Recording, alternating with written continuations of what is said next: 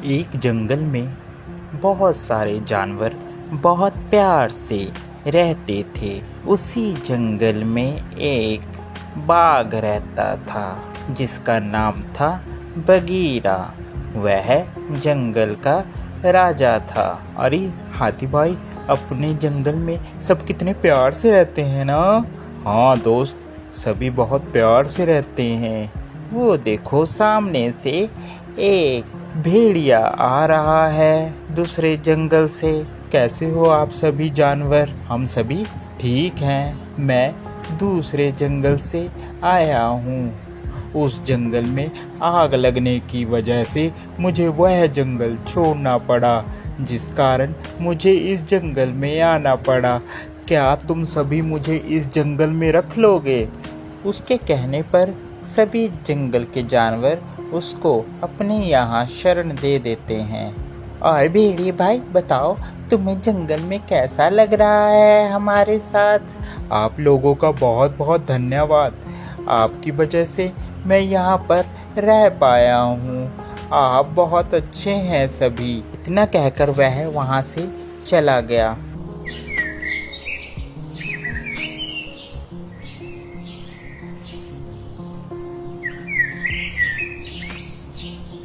दूसरे दिन हाथी और हिरन जा रहे थे। उन्हें रास्ते में भेड़िया मिल गया।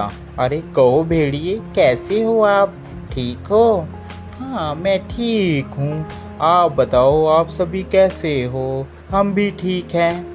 हाथी, हिरन और भेड़िया आपस में बात कर रहे थे। तभी हिरन ने कहा, अच्छा मैं चलती हूँ, मेरे बच्चे इंतजार कर रहे होंगे, घर में अकेले हैं। हाथी ने भी कहा, हाँ हाँ मुझे भी जाना है, बहुत जल्दी है मुझे भी, कल को मिलते हैं। इतना कह के हाथी वहाँ से चला गया।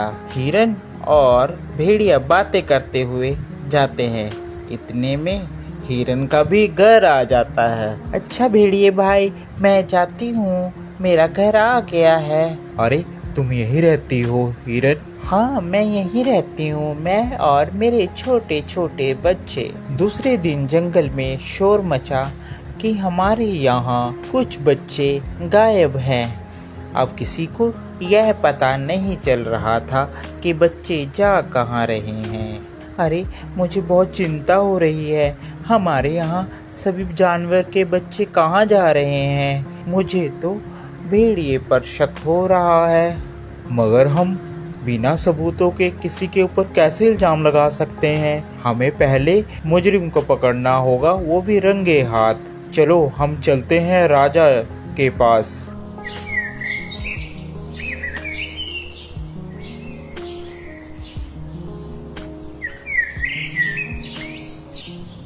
सभी बगीरा के पास जाते हैं और बगीरा से अपनी अपनी बात कहते हैं। अरे ऐसे किसी पर इल्जाम लगाना गलत बात है। पहले उसके खिलाफ हमें सबूत इकट्ठे करने होंगे, तभी उसको मैं सज़ा दे सकता हूँ। बिना सबूत के मैं उसे सज़ा नहीं दे सकता, मेरी मजबूरी है। बगीरा की बात सुनकर सभी जानवर वापिस आ जाते हैं। एक दिन सभी प्लान बनाते हैं कि हम भेड़िए की जासूसी करेंगे। वह सब इकट्ठे होकर प्लान बनाते हैं, हम भेड़ियों को पकड़ेंगे। एक दिन जंगल के सभी जानवर इकट्ठा होकर बगीरा के पास सलाह करने के लिए सभी जाते हैं। अरे ये सभी लोगों को लगता है मेरे बारे में पता चल गया है। अब मैं ऐसा करता हूँ, ये सलाह करने जा रहे हैं, इतने में मैं जाकर खरगोश के बच्चे को खा लेता हूँ।